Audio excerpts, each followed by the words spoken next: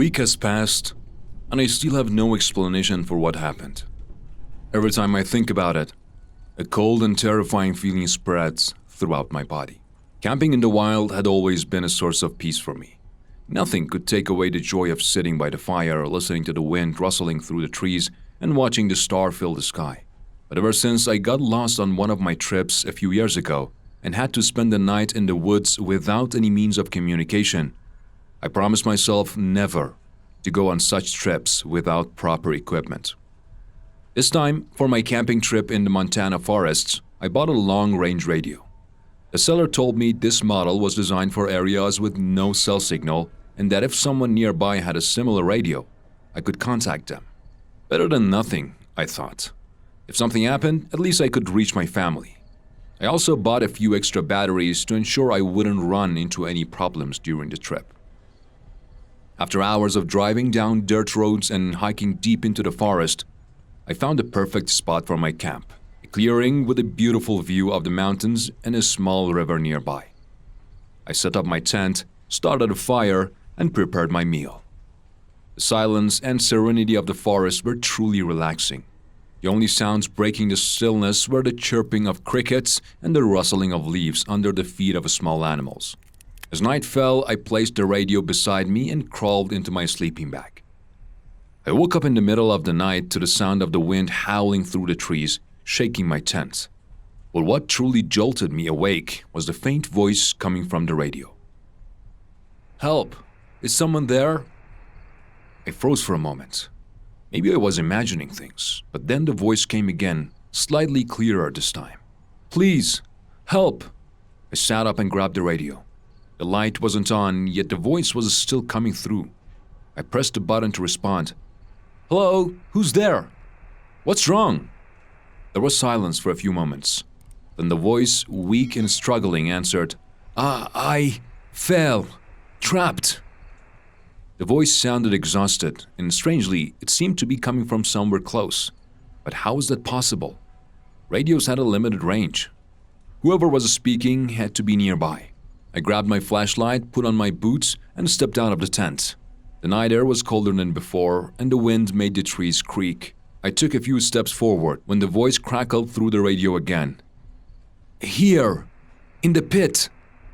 I instinctively swung my flashlight around. The forest looked eerie in the darkness, the shadows of the trees appearing like lurking figures. My heart pounded faster. I had no idea what I was about to find, but I couldn't ignore the call for help. I listened more carefully. The voice was coming from the east, down a small slope near my campsite.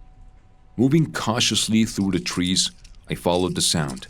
The ground was covered in dry leaves that crunched under my boots.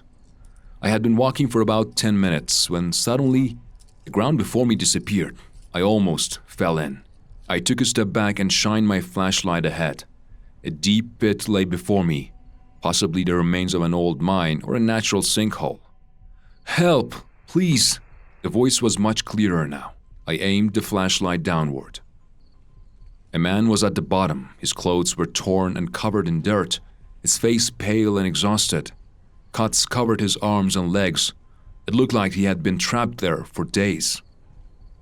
"Thank God you found me," he said, his voice weak and trembling. I let out a breath of relief and said, "Don't worry, I'll get you out. What's your name?" "Henry," he muttered. Using a rope from my backpack, I worked to pull Henry up. It was a struggle, but finally, he climbed out and collapsed onto the ground. I helped him sit on a nearby rock. "How long have you been down there?" I asked.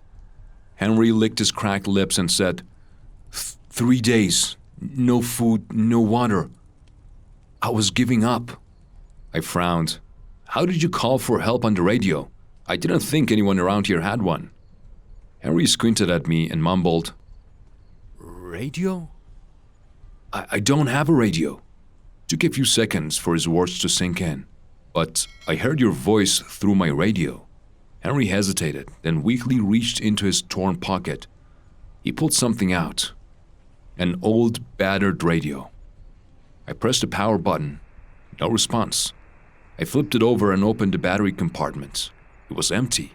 I instinctively took a step back. The air around me suddenly felt heavier. The entire way back to camp, one question kept repeating in my mind. If his radio had no batteries, then what exactly had I heard?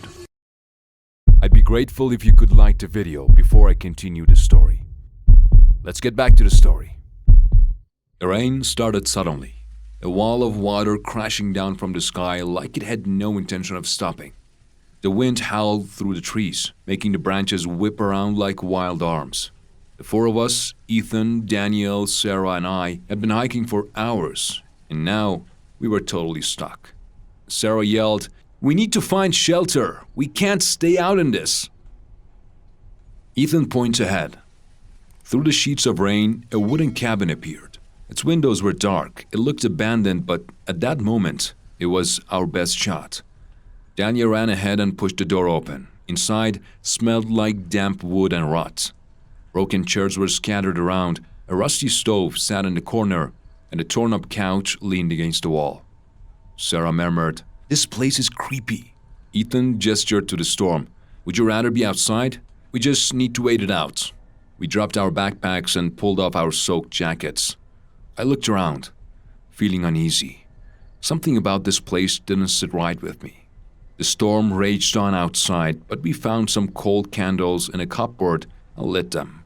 Their flickering glow cast eerie shadows on the walls. Sarah pulled some blankets from an old chest near the fireplace and wrapped one around herself. "Who do you think lived here?" Ethan shrugged. "Hunters, maybe. Trappers." Daniel frowned, picking up a rustled lantern from the table. "Then why did they leave in such a hurry?" I followed his gaze. A plate of moldy food still sat on the counter. A tipped-over coffee cup, long dried, lay next to it. The dust was thick, but it looked like someone had left quickly, without taking anything. I said, "Let's just get some rest. We'll head out at first light." We wrapped ourselves in blankets. The wind howled outside, but inside, an eerie silence settled over us. I woke up to a sound, a soft creak, like a footstep on old wood. Holding my breath, I slowly sat up. The others were still asleep, curled in their blankets. The candle had burned low, barely flickering. Then I saw them. Footprints. Fresh, wet footprints leading from the front door toward the middle of the room. A cold shiver ran down my spine. My eyes darted to the door. It was still bolted shut. Someone had been inside. I shook Ethan awake. "Someone's here." His eyes widened when he saw the footprints. He nudged Sarah and Daniel awake and we huddled together, whispering. Daniel suggested, "Maybe it was an animal," but he didn't seem sure himself. Sarah shook her head. "Those are human footprints." Ethan grabbed the flashlight from his pack. "We need to check the place." We moved cautiously. Every creak of the floor made my heart pound harder. The footprints led toward the back of the cabin, to a door that was slightly open. Beyond it, a narrow wooden staircase led downward. A basement. None of us wanted to go down, but we had to know. The air in the basement was damp and stale. The flashlight beam flickered over stone walls, revealing shelves lined with rusted tools, old jars, and a bed. Someone had been living here. Sarah gasped, pointing at a backpack in the corner. It was modern. "This isn't old," she whispered.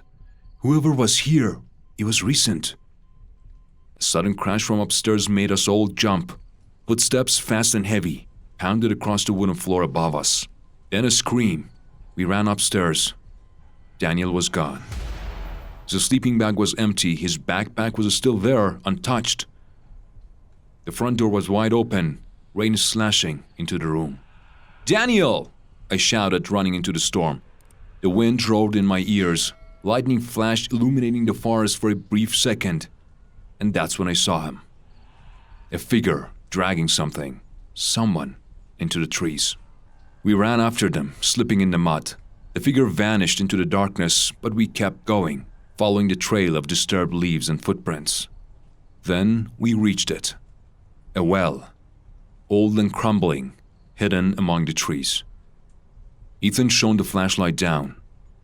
Daniel was there. He wasn't moving. We called his name, no response. My stomach twisted as I realized the truth. Sarah whispered, "We need to get help," her voice shaking. "We can't." A twig snapped behind us. We turned, the flashlight beam sweeping over the trees. Nothing. But we knew we weren't alone. And whoever had been in that cabin was still out there. We ran. We didn't stop until we reached the trailhead, until we saw the familiar sight of our parked car. Only then did we dare to look back. The forest stood silent. The storm had passed. But the footprints remained. We never found out who had been in that cabin. We never found out who had taken Daniel.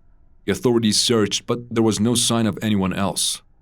Only the well, only the footprints, and only the feeling that somewhere in those deep, dark woods, someone was still watching. If you want to hear more scary stories, make sure to subscribe so we can reach 1,000 subs soon and bring you more.